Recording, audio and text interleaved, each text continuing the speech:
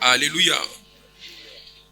Alors ce que je te dis est très fondamental, mais je crois que Dieu va passer par là pour t'aider à rentrer dans ce qu'il veut entrer dans ta vie. Plusieurs personnes traversent des situations difficiles, mais elles ne trouvent pas la voie d'en sortir. Elles se posent des questions, comment je fais pour en sortir? Dieu est capable de tout ne veut pas dire que Dieu va intervenir dans ton cas. Rien n'est impossible à Dieu ne veut pas dire que Dieu va forcément faire quelque chose pour toi. Dieu est capable de tout ne veut pas dire que Dieu va traiter ta situation. Dieu est capable de tout. Montre simplement les qualificatifs de Dieu, les caractéristiques de Dieu, les potentialités de Dieu, le pouvoir de Dieu. Est-ce que tu es avec moi?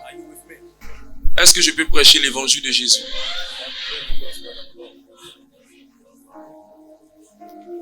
Alors plusieurs personnes se posent comment je fais pour que Dieu intervienne? Comment je fais pour que Dieu travaille? Comment je fais pour que Dieu agisse? Comment je fais pour que Dieu change ce que je vis de difficile en témoignage? Comment je fais et puis je m'en sors? Comment je fais pour que le Seigneur regarde mon cas et qu'il se manifeste?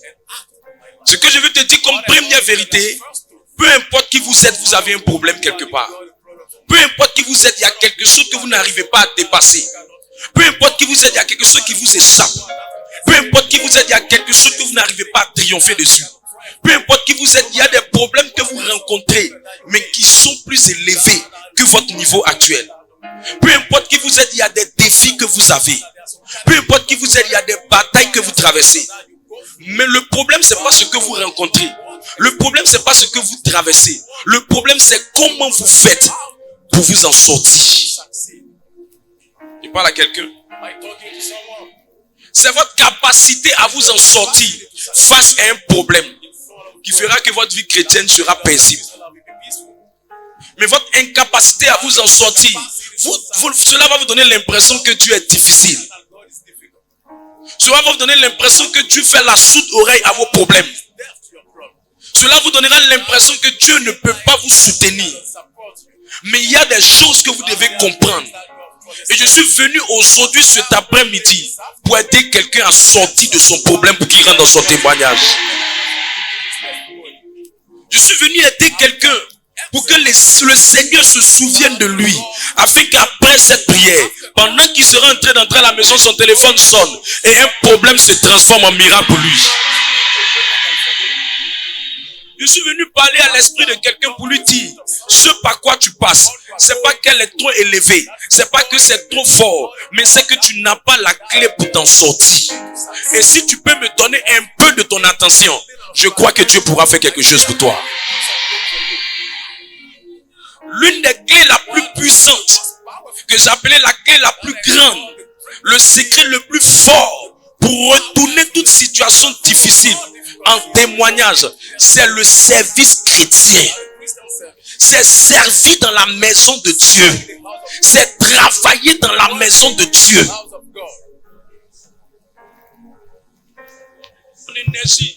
Donner de son énergie, donner de ses moyens, afin de contribuer à l'avancement de l'œuvre du Seigneur. Le service chrétien touche le cœur du Seigneur.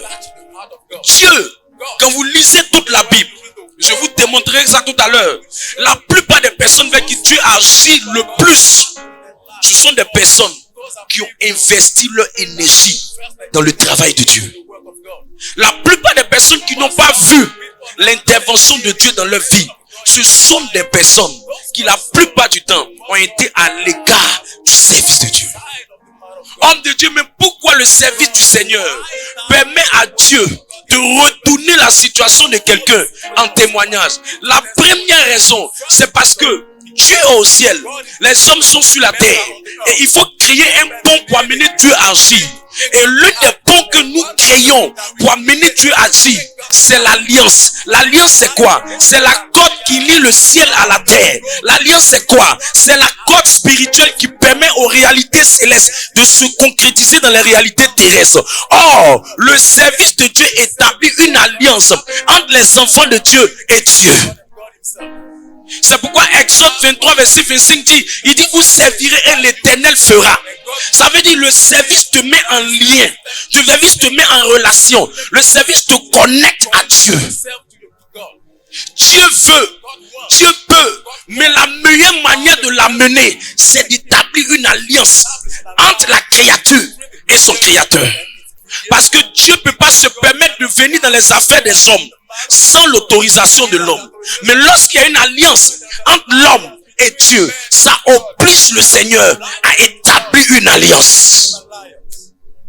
Mais lorsqu'il n'y a pas le service, le Seigneur veut, mais le Seigneur cherche la porte d'entrée. Le Seigneur cherche la porte d'accès. Voilà pourquoi vous allez voir beaucoup de chrétiens qui ne sont pas assez enseignés, qui ne sont pas assez bâtis, qui prient pour des sujets pendant 10 ans, pendant 20 ans, pendant 50 ans, pendant 60 ans, pendant d'autres même jusqu'à ils finissent leur vie à la morgue. Mais ils n'ont jamais pu voir le sujet pour lequel ils ont prié. Quel est le problème? Le vrai problème, c'est qu'il n'y a pas d'alliance sur leur tête. Il n'y a pas d'alliance sur leur âme. Il n'y a pas d'alliance sur leur vie. Et la meilleure manière de créer une alliance entre Dieu et nous, c'est de le servir.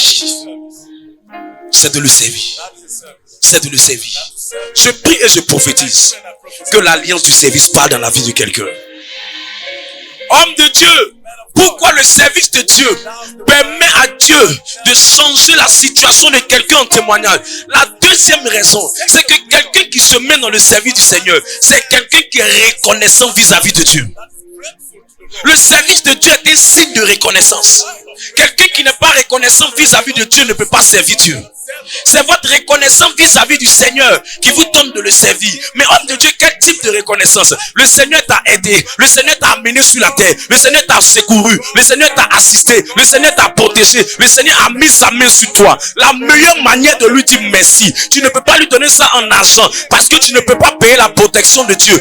Aucune société ne peut payer la protection de Dieu. L'oxygène que tu respires, tu peux pas payer ça. Les fois où tu dois faire des accidents, où Dieu t'a gardé, tu peux pas payer ça. Les fois où tu dormais, où les sorciers voulaient te détruire, tu peux pas payer ça. Tout ce que les anges font dans ta vie, tu peux pas payer ça. Et la meilleure manière de dire à Dieu, je ne peux pas payer, je n'ai pas les moyens, mais regarde, ce que je peux t'offrir, c'est mon service en tant que chante, en tant qu'intercesseur, en tant que protocole, en tant qu'hôtesse. Vous allez voir beaucoup de personnes qui ne savent pas. C'est le signe de l'ingratitude. La reconnaissance t'amène à servir. Et quand tu es reconnaissant, ça amène Dieu qui a vu que tu étais reconnaissant pour ce qu'il n'a même pas encore fait de grand dans ta vie, te donne de vivre son meilleur. Alors il va changer ta vie. Tout le monde aime les personnes qui disent du bien de nous. Quand vous êtes dans un environnement, quand quelqu'un dit du bien de vous, la personne et vous ensemble, ça crée un lien entre toi et la personne. Ça t'encourage même à faire du bien à cette personne. Donc quand quelqu'un est reconnaissant vis-à-vis de Dieu, Dieu dit, ce type de personne-là, je peux encore lui donner, parce que s'il est reconnaissant pour ce que je n'ai pas encore fait de grand, c'est qu'il peut être reconnaissant pour ce que je vais faire de plus grand. Le service vient, est un signe de reconnaissance. Est un signe de reconnaissance. Beaucoup de gens qui ne savent pas, c'est parce qu'ils ont oublié où Dieu les a pris. Ils ont oublié ce qu'ils étaient hier. Ils ont oublié ce qu'ils ont eu hier. Ils ont oublié ce que tu as été pour eux hier. Ils ont oublié. Écoute, si tu veux te rappeler ce que tu étais hier, va regarder ton album de 10 ans en arrière. Tu vas voir ta joue. Tu vas voir tes côtes. Tu vas voir ton menton. Tu vas voir ton nez. D'autres, leur nez était plus grand que leur visage. D'autres, leur oreille était plus écaquillée. D'autres, même leur cou était long. D'autres, même la pomme d'Adam était pointue. Dieu t'a pris quelque part. Dieu t'a pris quelque part. Tu as oublié. Dis voisine, tu as oublié. Tu as oublié la fois où tu t'es déplacé en car. Et il restait un peu, tu allais mourir. Et Dieu t'a protégé. Tu as oublié le gars qui voulait te mentir. Et Dieu t'a aidé. Tu as vu que c'était de la naque. Tu as oublié. Tu as oublié les biens de Dieu dans ta vie. La meilleure manière de lui dire, Seigneur, je ne suis pas ingrat. Et je n'ai pas oublié ce que tu as fait. C'est que Seigneur, je vais te servir. Je vais te servir. Je vais te servir. Je vais te servir. Je vais faire de ton œuvre ma priorité. Je prie qu'un signe de reconnaissance soit manifesté par le service de quelqu'un cette saison. La troisième raison pour laquelle Dieu change les circonstances en témoignage, c'est que le service est un signe d'humilité. Ce qui fait que Dieu dit que quelqu'un, je pense à la situation et je change ça. C'est parce que Dieu voit par son service un signe d'humilité. La plupart du temps, les gens trouvent que servir Dieu dans un ministère, dans une communauté, c'est banal, c'est quelque chose qui n'est rien, c'est quelque chose qui plaît pauvre, c'est quelque chose qui plaît les enfants, c'est quelque chose qui plaît les jeunes, c'est quelque chose qui est pour ceci, pour ceci, pour cela. Les gens font l'erreur.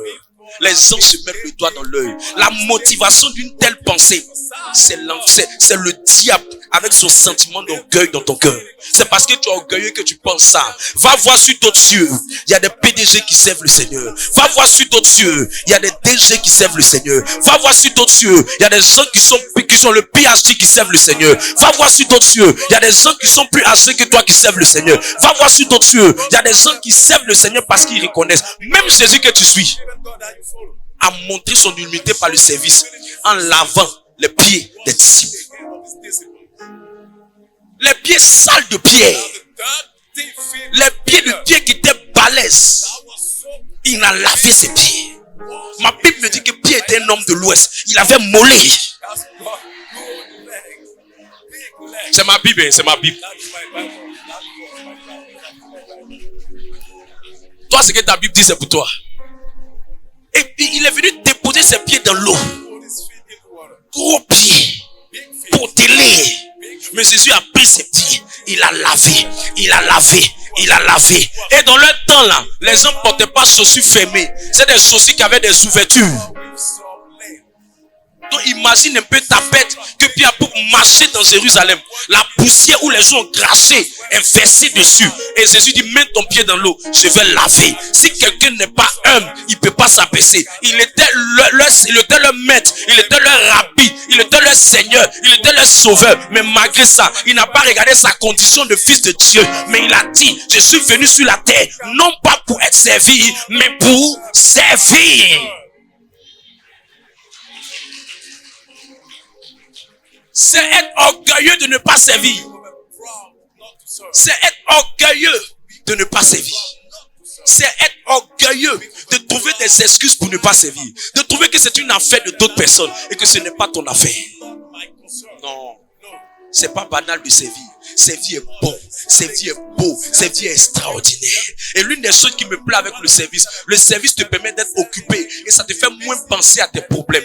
Dieu m'a dit une fois, quand tu vois quelqu'un, ses problèmes ne finissent pas. Ce sont les personnes qui sont tout en train de penser pourquoi leurs problèmes. Mais la plupart des personnes que leurs problèmes diminuent, ça disparaît, ça change. Ce sont les personnes qui voient les problèmes, mais ne pensent pas aux problèmes. Ils pensent à comment faire pour être occupé, pour ne pas penser à ce problème. C'est pourquoi la plupart des personnes que tu vois, souvent qui grossissent, souvent qui sont en paix, souvent qui ont un esprit tranquille, c'est pas qu'ils n'ont pas de problème, mais ils ont fait le choix de ne pas se concentrer sur leurs problèmes, mais de se concentrer sur le Dieu qui peut régler le problème. Parce que le Dieu qui peut régler le problème, il n'y a rien comme problème qui est trop supérieur à lui. Il n'y a rien qu'il ne peut pas faire. Il n'y a rien qu'il ne peut pas accomplir. Si je me concentre sur lui, il se concentrera sur moi. C'est ça la raison c'est ça qui les a menés à servir. C'est ça qui les a menés à s'engager. C'est ça qui les a menés à être occupés par l'œuvre de Dieu. Le service de Dieu est un signe d'humilité. Ce sont les hommes qui servent. La Bible dit qu'il s'est fait humble et il a posé la condition de serviteur. Si vous êtes humble, vous allez servir. Si vous n'êtes pas humble, vous ne servirez pas. Non, ça là, moi je ne peux pas faire. Ça là, c'est pour d'autres personnes. Moi je ne peux pas faire ça, c'est pour d'autres personnes. Écoute, tout le monde est appelé à servir. Il n'y a pas des gens qui sont créés pour ne pas servir. Mes amis, si tu ne sais pas Dieu, tu vas servir fétiche. Mais dans tous les cas, tu vas servir quelque chose. Personne n'est sur la terre sans servir quelque chose. Tout le monde sait quelque chose. Soit c'est le Dieu supérieur, soit ce sont les esprits de ta famille. Mais je te conseille par humilité de servir le Dieu au-dessus de tous les dieux. Le Dieu merveilleux, le Dieu puissant, le Dieu bon. Écoutez, quand tu es occupé par le service, tu n'as pas le temps pour vivre une vie de débauche. La plupart des personnes que vous voyez qui n'ont pas le temps pour le péché, c'est des personnes qui sont occupées par le service. Mais la plupart des temps que vous voyez que le péché consume, c'est des personnes qui n'ont pas, leur temps est vide. La vie même naturelle dit que l'oisivité est la mère des vices. Tu n'as rien à faire, c'est pour ça que tu penses à femme. Tu n'as rien à faire, c'est pour ça que tu penses à garçon. Tu n'as rien à faire, c'est pour ça que tu es rassasié et ton bas-ventre réclame des choses bizarres.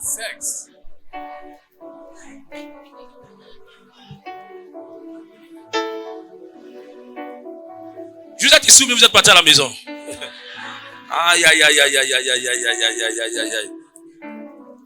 Le service de Dieu apporte la santé divine. L'une des raisons qui fait que le service est important et retourne les problèmes en situation, c'est que Dieu ne peut pas laisser celui qui le sait rester malade. Tu sais, des maladies là, il y a des maladies qui viennent dans le corps de certaines personnes. C'est pas parce que ces maladies là sont trop fortes, mais c'est parce que ton corps, qui est le temple du Saint-Esprit, on dit ton corps est le temple. Un temple est fait pour adorer, un temple est fait pour servir, un temple est fait pour vouer des cultes à Dieu. Mais toi, ton corps est un temple, mais tu prends ça pour manger taureau, placali, ton condé et jumblé. C'est pour ça que tu as AVC, c'est pour ça que tu as des maladies bizarres. Mais moi, mon corps est en énergie, parce que dans mon corps, le Saint-Esprit travaille, le Saint-Esprit opère, le Saint-Esprit est à l'œuvre.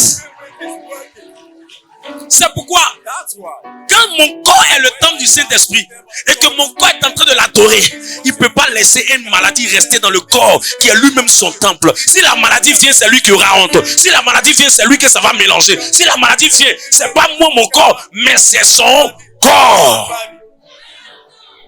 Toi, il laisse ton corps malade parce que ton corps, qui est son temple, n'est pas en train de faire le but pour lequel il a créé ton corps. Quelle maladie va venir rester dans mon corps? Quelle maladie? Ça peut venir, mais ça ne durera pas. Quand le Saint-Esprit prend le corps et que je commence à le servir, Dieu regarde mon corps et puis dit non, mon évangéliste ne peut pas être malade parce que c'est avec sa voix il doit prêcher. Si je lui donne des problèmes de gorge, des problèmes de tout, des problèmes de cœur, comment il aura la force pour prêcher? À cause de ce qu'il doit prêcher, je lui donnerai une voix, je lui donnerai une gorge, je lui donnerai une santé. Pourquoi? Parce qu'il est en train d'utiliser son corps, non pas pour lui, mais pour accomplir mon plan.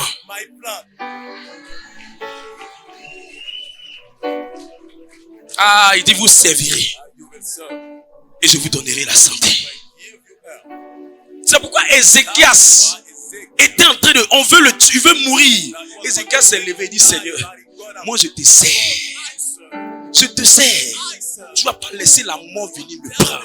Je te sers avec intégrité. Je te sers avec fidélité.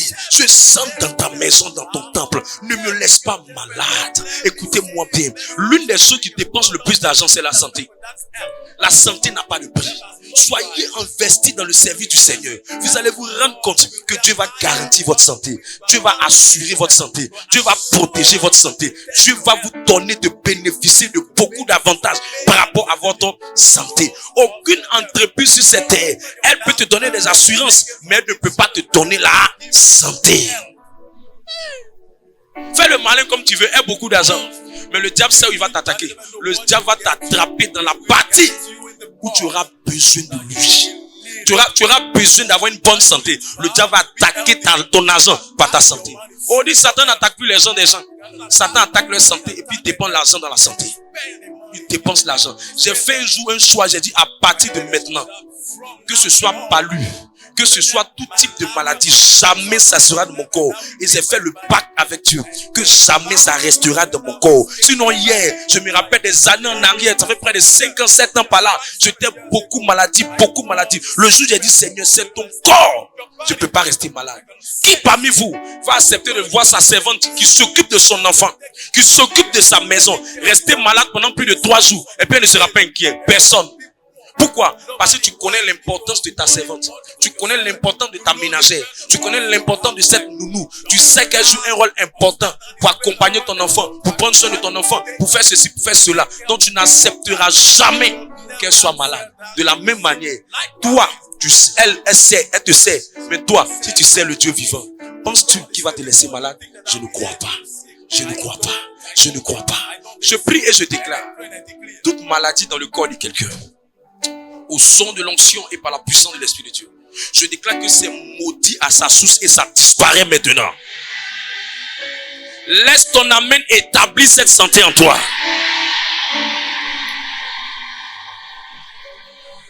Je révoque cette sale maladie-là de ton sang.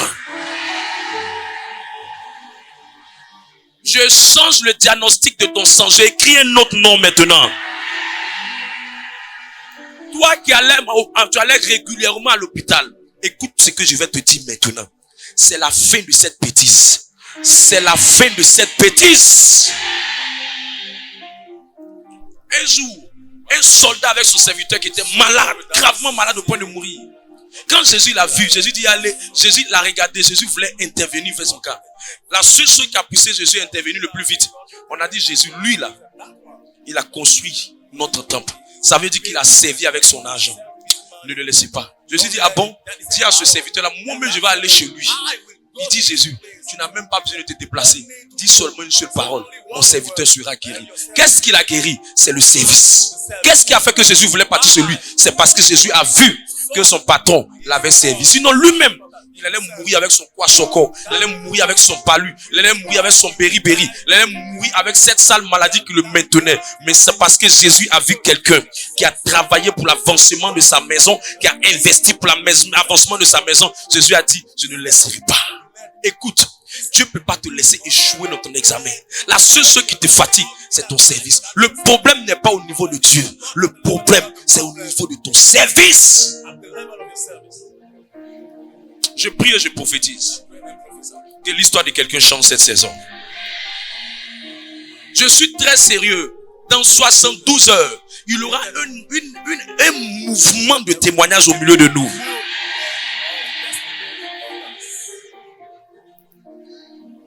Est-ce que je peux ajouter? Écoute, Dieu m'a dit quelque chose, 3 choses que je vais te dire, et puis on va partir. Dieu m'a dit quelque chose de très marquant quand j'étais en train de méditer sur cette vérité. Est-ce que je peux te parler de ça? Le Seigneur sait la puissance du service. Mais le diable même est plus informé par la puissance du service. Ah, c'est ce que je te dis là, tu comprends. Ta vie va monter. Ta vie va réussir. Ta vie va prospérer. Ta vie va s'accomplir. Je ne prêche pas ce que je n'ai pas vécu. Il y a des gens qui sont dans cette salle qui savent. J'ai servi auprès de quelqu'un pendant plusieurs années. J'ai servi auprès de quelqu'un pendant plusieurs années. Je soulevais l'eau pour aller déposer dans sa maison. Il était au niveau de la 8e tranche. L'homme de Dieu là, j'ai pris. Il y a une soeur avec qui j'étais dans le même ministère avec. Je soulevais les seaux. Je soulevais des bidons. Il y avait pas de, l'eau ne montait pas à son étage. Je soulevais. J'étais en train de servir Dieu au travers de cet homme. Pendant 5 ans de ma vie, il n'y avait même pas un signe qui disait que moi j'allais faire affaire de Dieu. Tout ce qu'on voyait de moi, on voyait un homme d'affaires qui venait se planter dans cette communauté et qui priait. Mais mon service était fort. Pour que chacun sache que je ne suis pas une feuille qui était au ciel pour tomber. Mais ce que je transporte comme manteau, comme force, frère, sœur, c'est venu par le service. C'est venu par le service. Et le diable connaît le pouvoir du service. Il connaît la force de l'alliance du service. Quand les disciples ont vu Jésus, Jésus leur a dit, allez-y servir. En Luc 22, verset 35, il leur demande, quand vous êtes allés servir, quand je vous ai envoyé, est-ce que vous avez manqué de quelque chose? Les disciples disent, on s'est engagé dans le service, on n'a manqué de rien. Écoutez-moi bien, j'étais dans l'immobilier, j'ai croisé des gens qui étaient vieux dans l'immobilier. Il n'y a pas un qui a eu 6 millions pendant que moi j'étais dedans. Mon secret, je ne connaissais pas des gens, je n'avais pas de relation. Je sors d'une famille pauvre, je sors d'une famille dont les conditions sont bizarres. Je suis orphelin de père, je suis allé dans ce milieu sans relation, sans connaissance. Mais pendant que je servais, le Dieu qui a vu mon service m'a donné près de 6 millions comme argent. C'est quel Jésus toi tu sais? Tu es en train de souffrir parce que tu ne connais pas le secret du service. Ma vie c'est le reflet du service. Je suis le témoignage oculaire du pouvoir du service. Je ne sais pas comment j'ai fait pour que quelqu'un m'appelle, qui dit il a eu mon numéro dans un pays et il vient, il dit je veux faire affaire avec toi. J'avais mes bureaux au niveau de Akkad. Lorsque tu arrives à Akkad, tu vas avoir des magasins en bordure de foi. Quand tu veux rentrer dans une cité, les magasins qui étaient là, j'étais le premier à avoir un magasin là-bas. Le loyer coûtait pratiquement près de 150 000 francs. Jeune homme de moins de 30 ans, je vais dans cet endroit, j'embauche près de 2 personnes. Le carrelage, je dis je ne prends pas du carreau de bébé. J'ai pris des maps pour mettre dans l'endroit. C'est ce qui a fait ça. Le service. Le service. Trop de plaisanter dans nos ministères. Des boulets mouillés qui ne connaissent pas le pouvoir du service. Voilà pourquoi leur stagnation est violente. Voilà pourquoi le diable les bloque. Le diable les maintient. Parce qu'ils ne connaissent pas la valeur du service. Comment le diable réussit à déconnecter quelqu'un du service? 3 armes que Satan utilise pour que tu ne bénéficies pas de la puissance du service, de la grâce du service, de la bénédiction du service, pour te déconnecter, pour que ton service ne produise rien, pour que Dieu ne tu te mets à servir, mais Dieu ne te reconnaît pas, Dieu te rejette, Dieu n'approuve pas, Dieu n'aime pas, Dieu ne prend pas plaisir à toi, Dieu ne te voit pas comme son serviteur. Comment il arrive à faire ça? Est-ce que je peux parler de ça?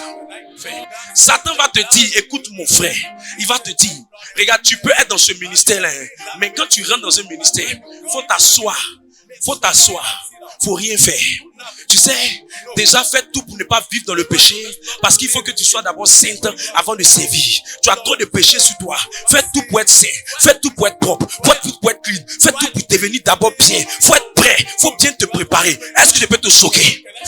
Dieu n'appelle pas les qualifiés. C'est l'appel de Dieu sur quelqu'un qui le qualifie. Dieu n'appelle pas des saints. C'est l'appel sur quelqu'un qui le sanctifie. Dieu n'appelle pas des forts. C'est l'appel sur quelqu'un qui lui rend fort. Personne ne devient grand sans Dieu. C'est Dieu qui vous équipe. La bêtise qu'il met dans ta tête pour te dire, toi là tu cherches garçon, toi là tu es un mauvais garçon, toi là tu es une mauvaise femme, toi là tu n'es pas bien, donc tu peux pas servir parce que tu as une vie de péché, parce que tu as ceci, parce que tu as cela. C'est un mensonge. Je suis venu enlever cette vilaine pilule là dans ton esprit. Il t'a menti. Il t'a menti. C'est quand tu vas servir que tu seras qualifié. Qui vous a dit que Dieu a choisi les gens qui sont saints pour travailler? Montre-moi Paul. Paul était un tueur. Montre-moi Pierre. C'est lui qui a trahi Jésus. Dieu n'a jamais pris quelqu'un qui était bien. Montre-moi Moïse. Moïse était un bègue. Non, je ne suis pas allé à l'école. Pierre est parti à l'école. Non.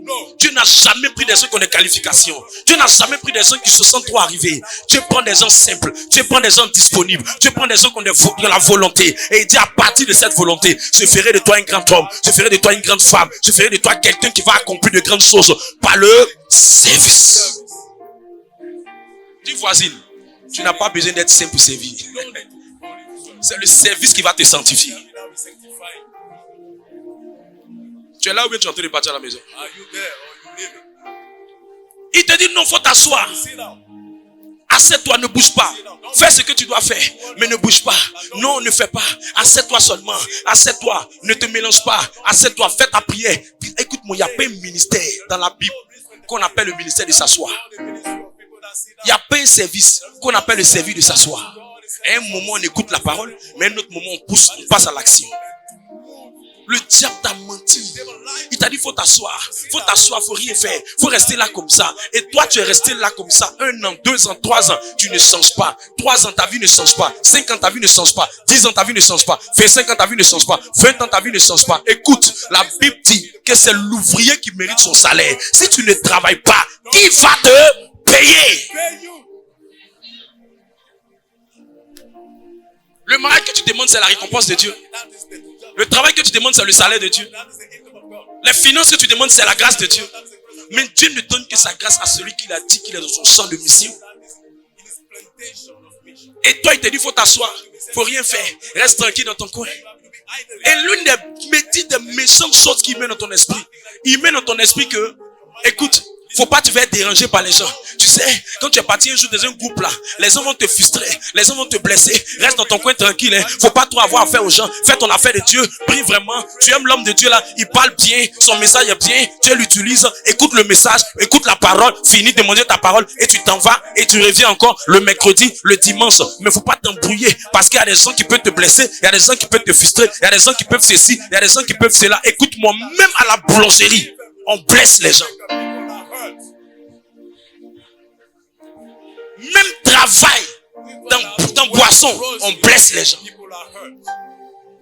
Même travail dans cave, on blesse les gens. Même patron d'entreprise, on le blesse. Même prédicateur, on le blesse. La vie n'est pas de fuir les problèmes. La vie, c'est d'affronter les problèmes. Tu dis, moi je suis là pour servir. Aussi longtemps que je suis là, je servirai. Le plan de Dieu va dominer. Les comportements, les frustrations ne m'arrêteront pas. Je ne suis pas là pour un homme. Je ne suis pas là pour une soeur. Je suis là pour Jésus. Je suis là pour Jésus. Je suis là pour Jésus. Écoute, C'est de la séduction de dire que toi, tu penses que tu es plus sensible que quelqu'un. Tu n'es pas plus sensible que quelqu'un, tu es orgueilleux. Le vrai problème, c'est que tu ne sais pas au fait que quand on s'aligne à la parole de Dieu, on ne s'aligne plus à nos états d'âme. Parce que tout comportement qui est contraire à la parole de Dieu, c'est un comportement qui vient des racines de ta famille. Et en délivrance, on dit que tu es possédé. Donc le service et le comportement des gens vient pour faire ce qu'on appelle dans la théologie de transformation. Ça vient pour faire ce qu'on appelle la mortification de ton âme. Et si c'est pas l'église qui te mortifie, on va te mortifier au travail. Si c'est pas le travail qui te mortifie, on va te mortifier dans ta famille. Si c'est pas ta famille qui te mortifie, on va te mortifier dans ta relation. Mais dans tous les cas, si Dieu veut t'amener loin, il fera en sorte que ce qui est à l'intérieur de toi, l'ego, l'orgueil, la personne, le caractère, la personnalité, il doit travailler ça afin de faire de toi un David qui sera le roi d'Israël. Moi, ne me fais pas ça. Moi, ne me dis pas ça. Moi, ne me parle pas comme ça. Moi, je ne supporte pas ceci. Voilà pourquoi tu as perdu ton travail, parce que Dieu voulait te faire vivre ça dans le ministère. Mais tu n'as pas accepté de vivre ça dans un ministère. Tu as accepté d'aller vivre ça ailleurs. Et quand tu es parti ailleurs, tu es tombé sur un patron qui était porc et pique, qui a commencé à te faire vivre l'enfer. Parce que Dieu n'est pas un homme de raccourci. S'il te transforme, tout ce qu'il va utiliser pour te transformer, il va utiliser. Joseph a fui ses frères. Il dit, mes frères sont compliqués.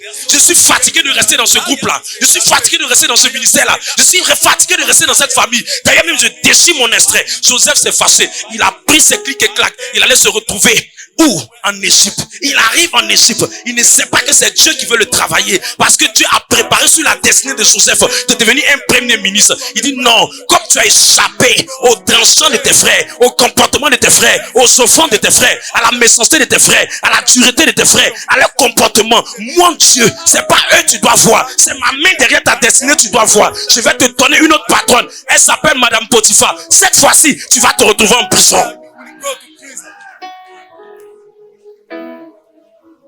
Joseph a fui petit problème. Il allait prendre gros problème. Dis à ton voisin, on ne fuit pas la main de Dieu.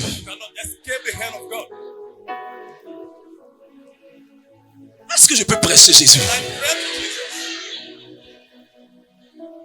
Beaucoup de gens vont à l'église, mais n'ont pas été transformés par Christ.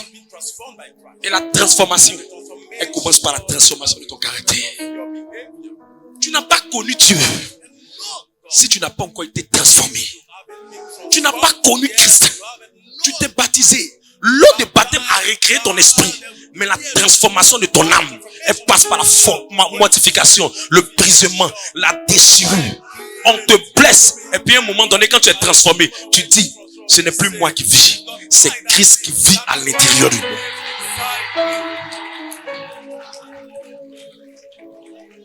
Tant que tu ne veux pas, la grandeur qui t'appartient, tu ne peux plus avoir ça. Tant que tu ne peux pas, la destinée qui t'appartient, tu ne peux plus supporter ça. Tant que tu ne peux pas, la gloire qui t'est réservée, tu vas rater ça. Joseph allait rater ça. Mais cette fois-ci, il dit non, Madame Potiphar, je vais supporter. Je vais supporter. Il allait en prison.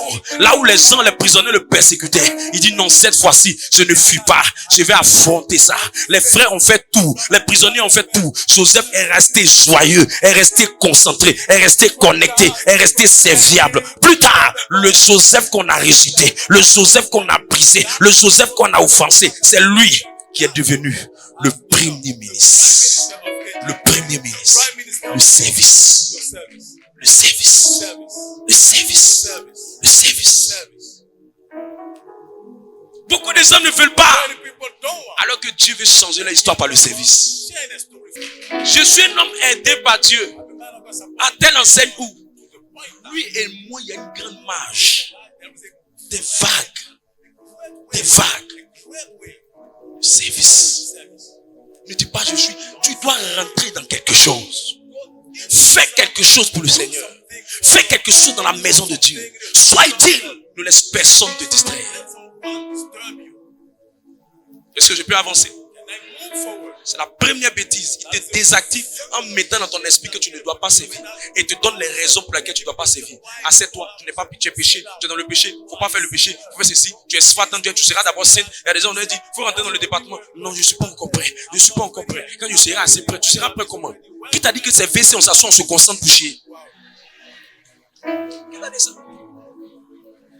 Qui t'a dit, qui t'a blagué? C'est un servant que Dieu nous rend aiguise. Demande comment j'ai commencé le ministère, je ne faisais pas prophétique. Je pressais. Mon endurance, ma fidélité, afin que Dieu a commencé à me bonifier. Point. Il y a des choses que Dieu te réserve. Tu n'as pas servi et tu as raté certaines choses. Je prie que tu ne rates pas ces choses dans le nom de Jésus-Christ. Je prie que tu ne rates pas ces choses dans le nom de Jésus-Christ. La deuxième bêtise, deuxième âme que Satan met dans l'esprit des gens, et il vient pour les déconnecter dans le service. Il leur donne de servir avec tiédeur. Ils servent, mais ils déconnectent le zèle en eux. Il les démotive. Ils servent sans motivation.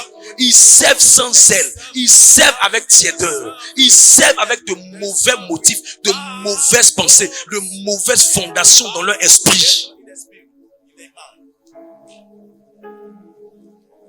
Et quand ils servent avec ça, le diable sait que aussi longtemps qu'ils servent avec cet état de cœur, ils ne pourront pas recevoir de Dieu. Ils ne pourront pas être connectés à l'alliance. Ils ne pourront pas voir la grâce de l'alliance, la puissance de l'alliance, la bénédiction de l'alliance changer leur histoire. Il sait quand il te déconnecte en mettant de mauvais motifs en toi, de mauvaises pensées en toi, de mauvaises motivations en toi. Il te démotive, il te rend tiède, il te rend froid, il tue ton sel, il attaque ta motivation. Tu es là, tu sais, mais tu sais plus avec ton cœur. Tu sais, mais tu sais plus avec le miel que Dieu voulait en toi. Tu sais, mais tu sais comme ça. Tu sais sans motivation, tu sais sans zèle, tu sais sans enthousiasme, tu sais sans embrassement. Tu sais comme ça. Écoute, avant que Dieu s'intéresse à ton service, il s'intéresse d'abord du motif, du cœur avec lequel tu le sais. C'est pourquoi Samuel, 1 Samuel 7, 16, verset 7, on voit Élie et on voit Samuel qui va vers Eliab. Il veut oindre Eliab à l'onction. Dieu dit, lui là, je l'ai déjà rejeté. Ne le regarde même pas. Il est protocole. Il est huissier. Elle est intercesseuse. Il est quoi encore? Il est chante. Il est quoi encore? Il est évangéliste. Ne le regarde pas. Ne regarde même pas ce qu'il est en train de faire. Il dit, mon Dieu, je ne regarde pas d'abord au travail que la personne fait. Mon Dieu, je ne regarde pas d'abord aux compétences de la personne. Selon 1 Samuel 7, verset 7, je ne regarde pas d'abord aux potentialités. Je ne regarde pas d'abord à son ingéniosité. Il parle bien qu'il prend le micro. Mais ça ne m'intéresse pas d'abord. Ce qui m'intéresse, c'est avec quel cœur il fait ça. Dis voisin, c'est avec quel cœur la personne fait ça. Ça fait 5 ans je sais, ça fait 8 ans je sais, mais c'est avec quel cœur? Écoute, quand tu sais avec le mauvais cœur, quand tu sais pas avec la bonne motivation, le bon motif, quand la bénédiction tarde, tu abandonnes. Mais quand tu sais avec le bon motif, quand la bénédiction tarde, tu cherches à t'améliorer, tu cherches à te bonifier, tu cherches à t'aiguiser, tu cherches à travailler sur ce que tu n'as pas fait, qui a fait qu'il t'a pas encore béni. Tu cherches pas à te plaindre de Dieu, mais tu cherches à te plaindre de la qualité du service. Mais quand uniquement tu étais venu, béni, il te teste en te donnant pas. Dieu n'est pas marabout, c'est marabout qui cherche à te séduire. Dieu n'en a rien à foutre avec toi. Dieu, tu as besoin de lui avant qu'il n'ait besoin de toi. Je parle à l'esprit de quelqu'un.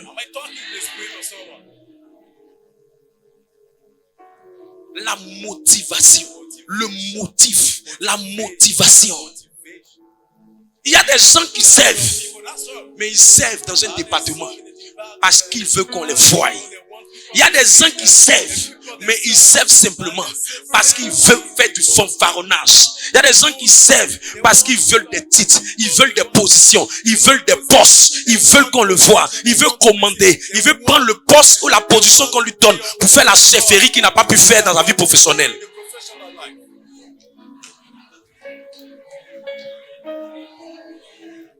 Il y a des gens qui servent pour... Ils ont de mauvais motifs. Il y a des gens qui servent pour manipuler l'attention de l'homme de Dieu. Gagner l'attention de l'homme de Dieu positivement est très bon. Mais manipuler son attention, c'est faire semblant comme tu fais en sa présence. Mais quand il n'est pas là, quand tu ne te vois pas, quand il n'a pas la capacité de contrôler, tu ne fais pas.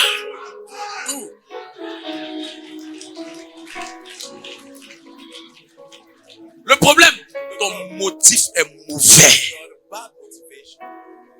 C'est pourquoi quand les gens te font, tu laisses. Parce qu'à vrai dire, tu n'as jamais servi pour le Dieu que tu sais. Tu as toujours servi pour les hommes. C'est pourquoi les hommes t'arrêtent. Mais quand tu as servi pour plaire à ton Dieu, sans chercher d'abord le motif de la récompense, mais le motif de lui plaire, le motif de le satisfaire, le motif de le motif de toucher son cœur, son âme, son esprit. Que Dieu soit fier de moi, que Dieu soit content de moi, que Dieu soit joyeux de moi. Quand les hommes veulent t'arrêter, tu dis, vous pensez que c'est à cause de vous, je fais ça. Je fais ça à cause de Dieu. Je cherche à plaire à Dieu. Je fais ça pour Dieu. Je fais ça pour Jésus. Je ne fais pas ça pour vous. Je continuerai de le faire. Mais quand les hommes te disent ceci, tu arrêtes. Je ne fais plus. Je suis fâché. Je ne vois plus. Je ne fais plus. Tu manques que tu es occupé. Tu manques que tu n'as pas le temps. Tu manques que quelque chose t'a pris le temps. Tu manques que tu n'as pas le temps. Écoute, les yeux de l'Éternel parcourent la terre. Là où l'homme ne voit pas, Dieu voit.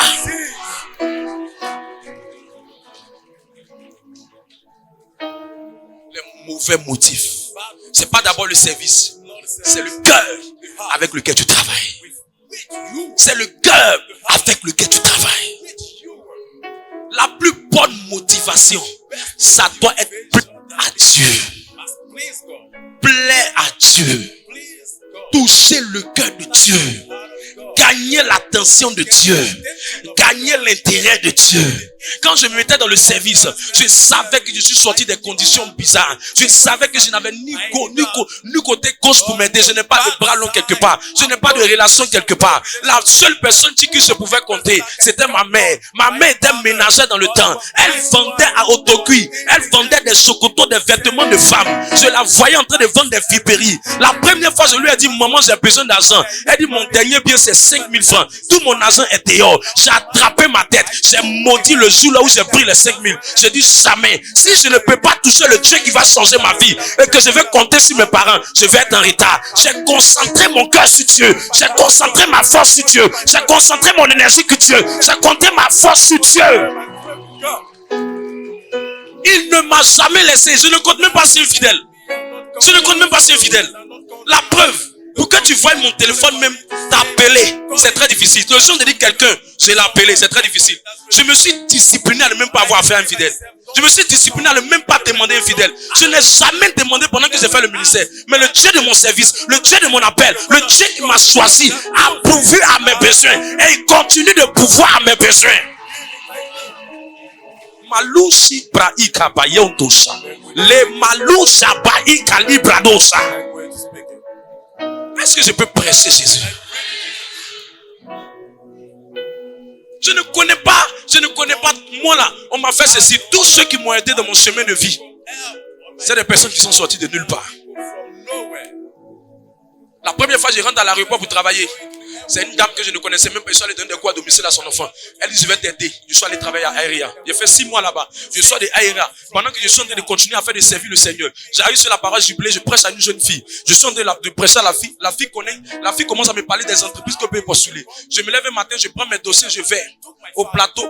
J'arrive là-bas, je croise un monsieur, je rencontre le monsieur. Le monsieur me dit, tu cherches quoi? Il dit, je cherche travail. Il dit, moi même qui suis devant toi, les chefs d'entreprise. Aujourd'hui même, tu vas travailler avec moi. Je vais au plateau, je vais à Cocody, je commence à travailler. Je n'ai pas connu l'assistant des autres. Mendier quelqu'un, pardon, si tu ne m'aides pas, je ne peux rien devenir. L'énergie où je force, c'est Dieu. Que mes genoux soient finis, que mon corps soit fatigué, que mon âme soit fatiguée. Pour le travail de Dieu, je le ferai, je le ferai, je le ferai, je le ferai. Tu cherches quelqu'un pour me décourager. C'est pas maintenant, hein. C'est depuis Cocody Université. L'homme qui va me décourager n'est pas encore né. Même sa grand-mère, il n'y a même pas encore cheveux sur sa tête pour qu'elle puisse me décourager. Jamais. J'aime mourir avec le service. Le jour de ma mort, sur mon écriteau, Mais mentionnez ce jour-là, cet homme-là a servi infatigablement le Seigneur, incurablement le Seigneur. Il a persévéré dans son service. Il s'est donné corps, âme et esprit. Que l'histoire de quelqu'un change. Que la puissance du service rentre dans l'esprit de quelqu'un. La troisième chose que le diable fait. Exode le chapitre 8, je termine avec ça. Verset 24. Qui comprend ce que je prêche? Exode le chapitre 8, verset 24.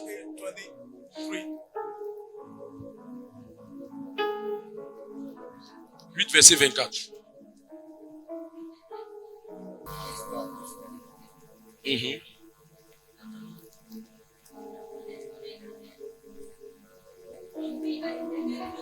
Pour offrir à l'Éternel votre Dieu dans le désert. Des sacrifices dans le désert.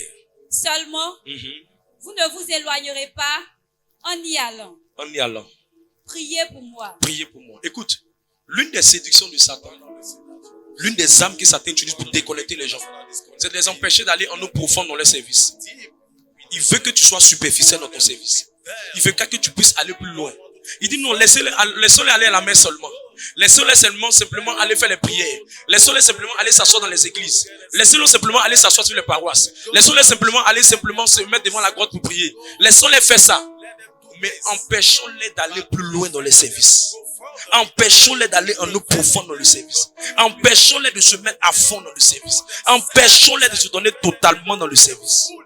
C'est pourquoi tout le monde sait souvent, mais tout le monde ne se donne pas à fond. Et la meilleure expression de quelqu'un qui se met à fond, qui est prêt à ne pas regarder, à ne pas rechercher le confort, mais à briser son confort, à aller plus loin que les autres, c'est quelqu'un qui a compris que l'une des choses que Dieu veut voir dans le service, c'est le sacrifice. C'est le sacrifice.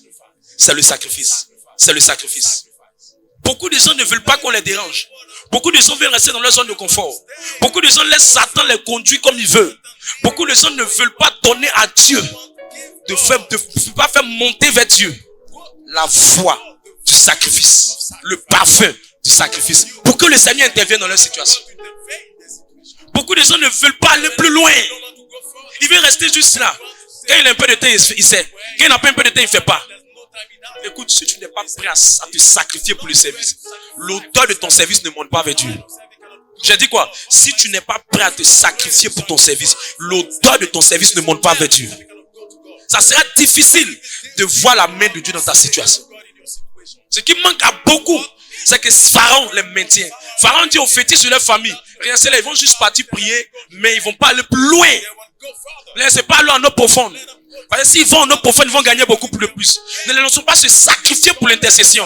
Ne les laissons pas se sacrifier pour prier, pour que les pères spirituels soient un, les modérateurs soient un. Ne les laissons pas se sacrifier pour visiter les âmes, pour se soucier des âmes. Ne les laissons pas se sacrifier pour abandonner souvent leur programme, mais pour mettre en priorité le programme de Dieu. Ne les laissons pas.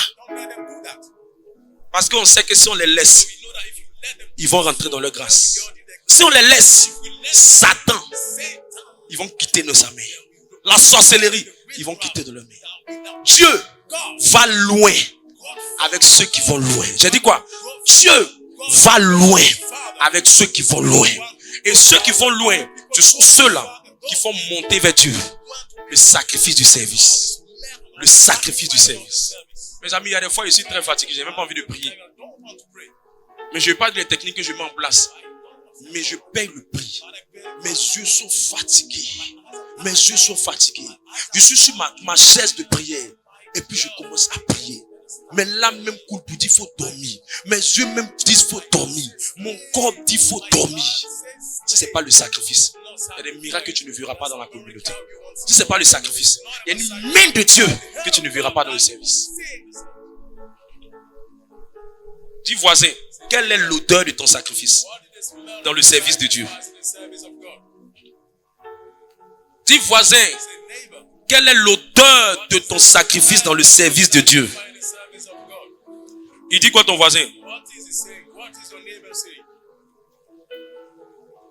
Tous ceux que vous voyez dans la Bible, et puis on parle d'eux comme des hommes de grandeur. comme des hommes d'impact, comme des hommes qui ont marqué le temps. Les hommes dans la Bible, au temps biblique, on parle d'eux comme des stars, comme des gens qui ont accompli de grandes choses.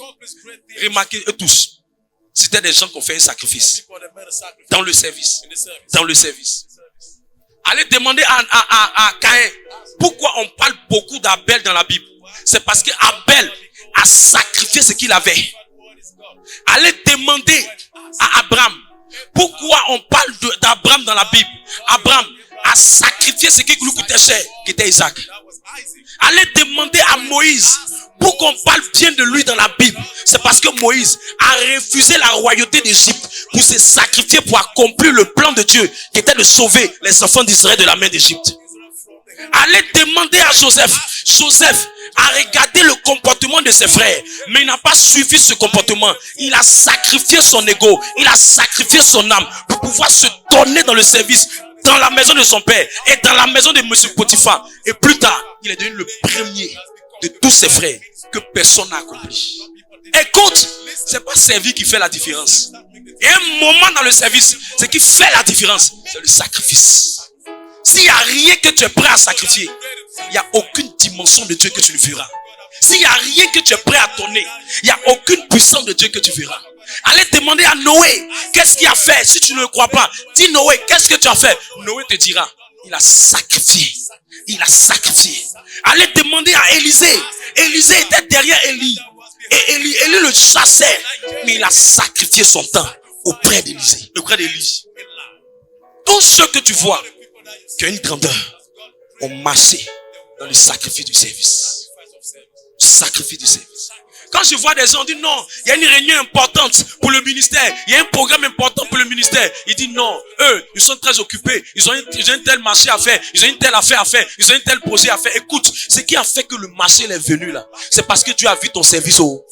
Ce n'est pas parce que tu es trop intelligent, ce n'est pas parce que tu es trop fort. Il y a des gens sur la même terre, sur les mêmes cieux, dans les mêmes conditions. Ils cherchent ce genre de marché, ils ne gagnent pas. La chose que tu dois faire, c'est de sacrifier ton temps en mettant Dieu en priorité avant d'aller vers ce pourquoi tu as envie d'aller. Parce que si Dieu n'est pas le premier de tout, il ne peut pas être le premier dans ton affaire.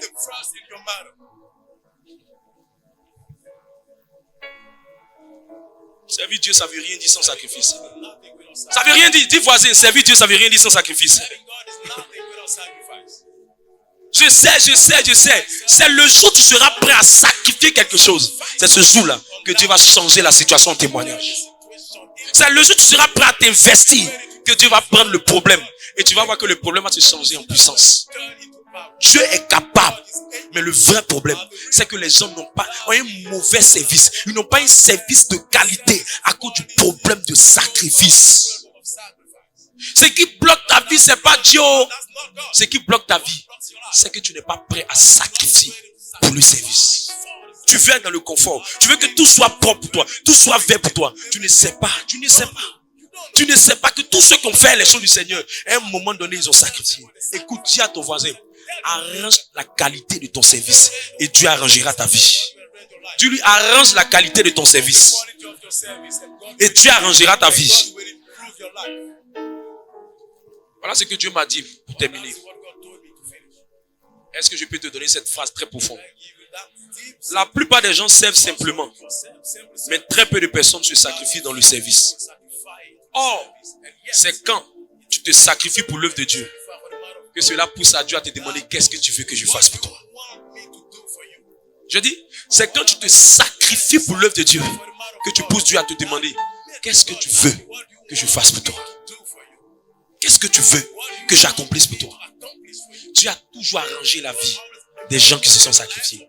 Tu peux jamais être en train de te sacrifier et puis Dieu ne va pas aller loin avec toi. Ce qui tue le sacrifice de beaucoup de gens, c'est qu'ils sont en train de se sacrifier et puis se plaignent. Ils sont en train de se sacrifier et puis ils pleurent. Ils sont en train de se sacrifier et puis ils commencent à murmurer. Ils sont en train de se sacrifier pendant que l'auteur de leur sacrifice est en train de monter et que le ciel va se mettre en mouvement dans leur cas. Les murmures éteignent le pouvoir de leur sacrifice. Et puis il dit, mais Seigneur, j'ai fait ça pour toi. Mais tu as montré à Dieu que tu ne faisais pas ça de bon cœur, selon le principe de. Mais tu le faisais juste seulement parce que tu voulais avoir la récompense. Ou à un moment donné, il faut mettre le sacrifice dedans. Mes amis, tous ceux qui sacrifient, Dieu se sacrifie pour eux. Parce que Jésus lui-même allait lui demander. Il s'est sacrifié pour les personnes qu'il aimait. Malgré qu'il avait trahi, malgré qu'il avait insulté, il s'est sacrifié pour eux. C'est dans le sacrifice que la récompense de quelqu'un viendra. Est-ce que je peux ajouter? Homme de Dieu, à quel moment il faut faire un sacrifice dans le 16? 5 choses, 5 moments. Premier moment, quand Dieu te dit de le faire. Je suis en train de prêcher. Dieu est en train de te dire de le faire. Deuxième moment, quand tout va mal, quand tout est en train de sombrer dans ta vie, cours, travaille dans le service comme jamais tu l'as fait.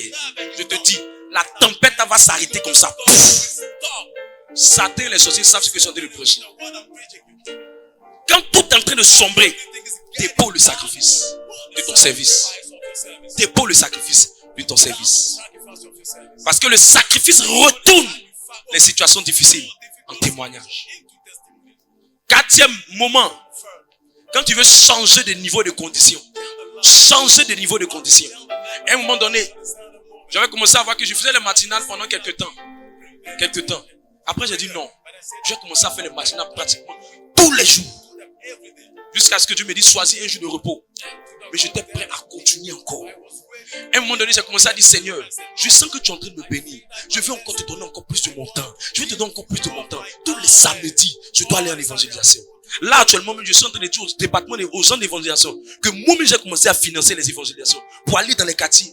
Parce que j'ai commencé à me rendre compte que souvent les leaders de gens ont des problèmes pour pouvoir mobiliser les moyens. Donc, je vais me donner moi-même la capacité d'organiser ça moi-même pour gagner les âmes, pour le servir.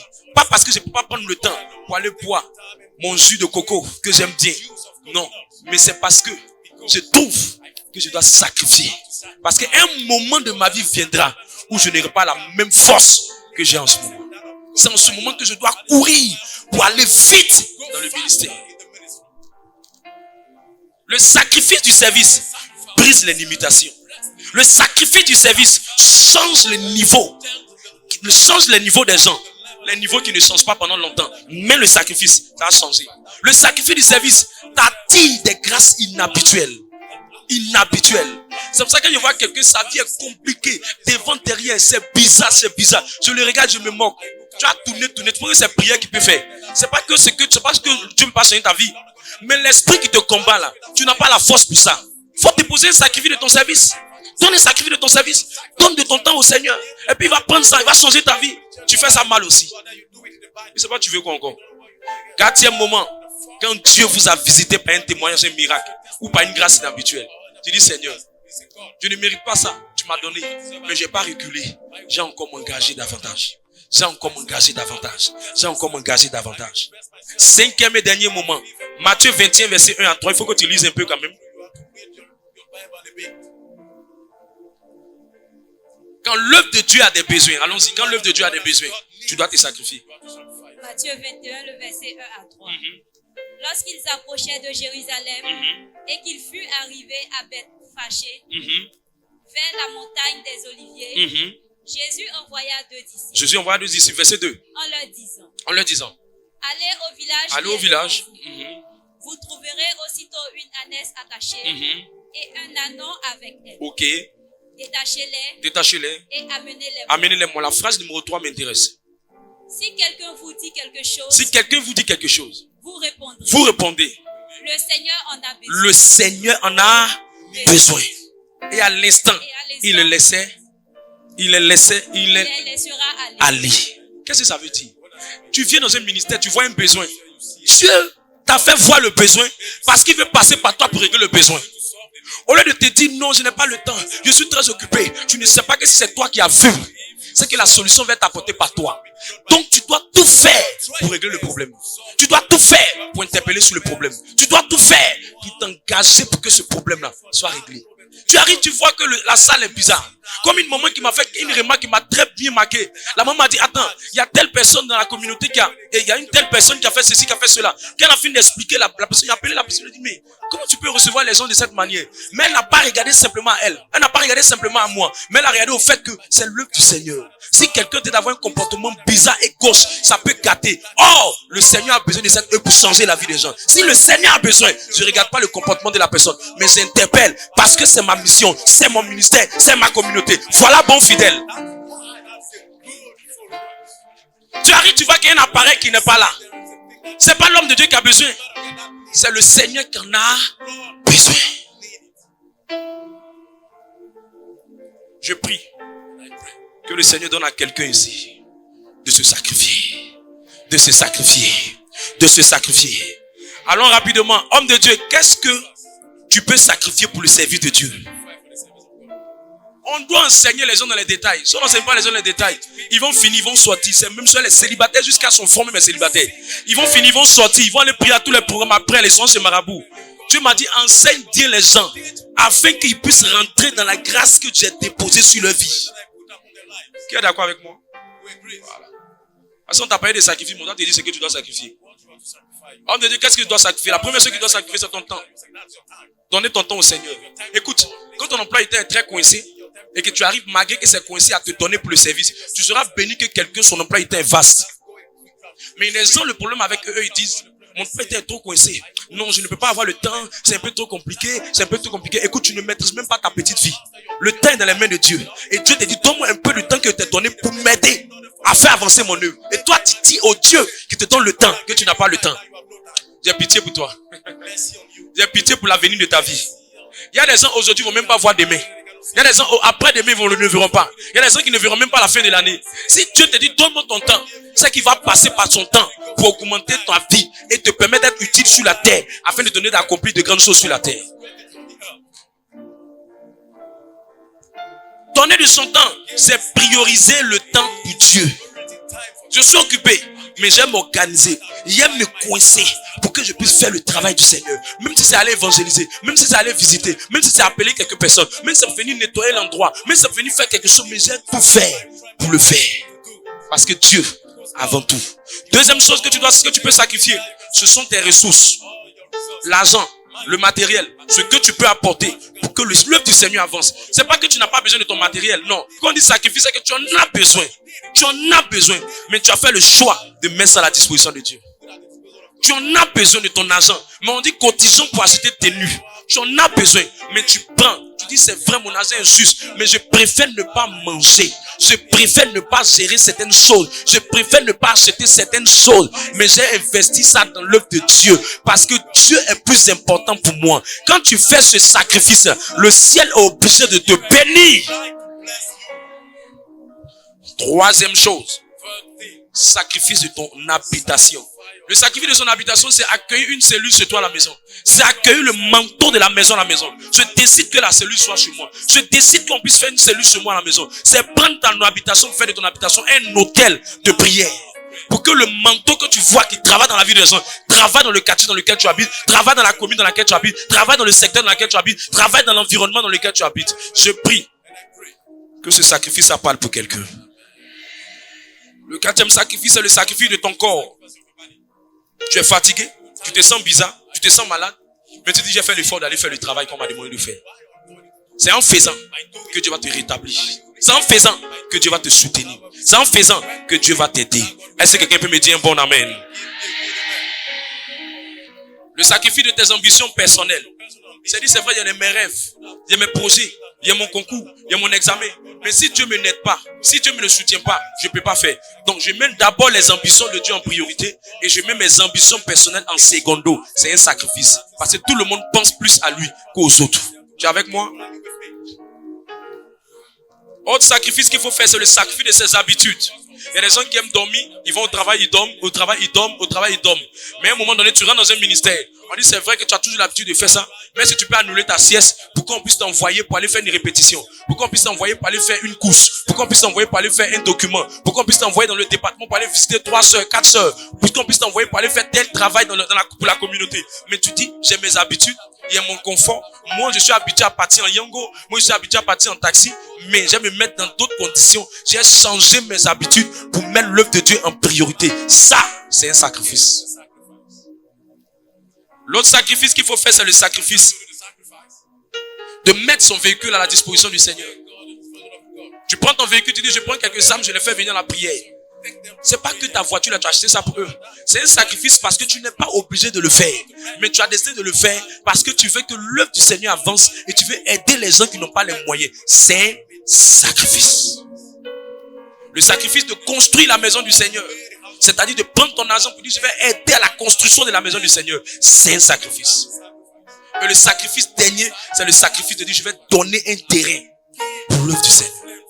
Donner un terrain dans mon village. Parce qu'il faut que l'œuvre, cette communauté existe dans mon village. Écoutez, c'est pas normal. C'est pas normal. Il peut te répéter ça. C'est pas normal que la communauté aille acheter un terrain dans ton village. Tu as déjà dit si tu fais ça. Normalement, si tu es un fidèle de la maison, dans ton village, on doit avoir un terrain là-bas pour aller commencer le ministère. Normalement, on doit avoir ça. Pourquoi? Parce que tu es en train d'amener le réveil là-bas. La plupart, remarquez les peuples du sud, c'est parce qu'ils ont donné leur terrain que le réveil est venu au sud. Mais allez voir les peuples qui n'ont pas voulu donner les terrains. Les peuples qui n'ont pas voulu donner les terrains, la sorcellerie est intense là-bas. Pourquoi? Parce que la plupart d'eux n'ont pas voulu donner les terrains gratuitement. Ils ont voulu qu'on en achète. Et tous ceux qui ont fait ça, leur village est difficile. Soit c'est pas électrifié, soit le développement n'est pas là-bas, soit le cimetière est plus élevé que le nombre d'habitations. Toutes ces choses-là, ça montre combien de fois la sorcellerie est en vogue que même les habitants du village. Je prie que tu nous donnes un terrain dans ton village.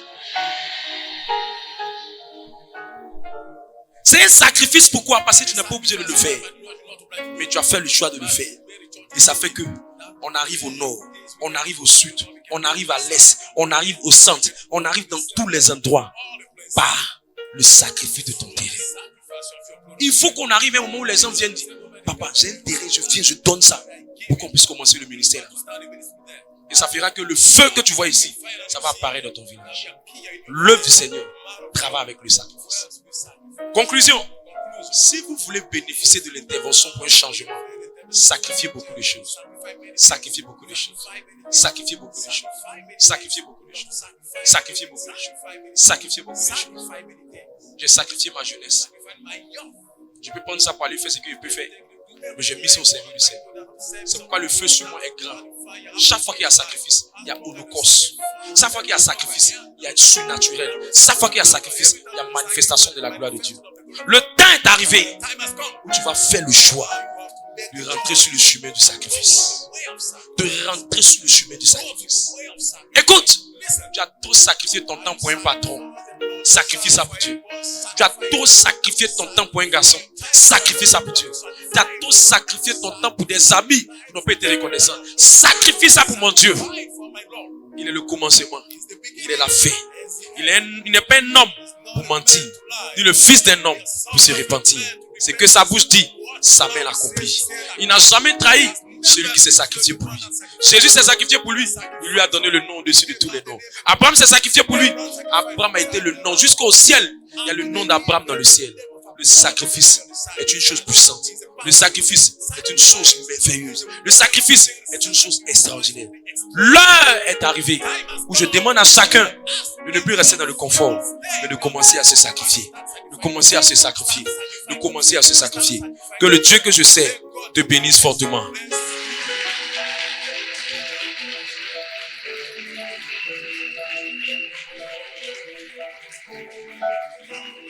Alléluia.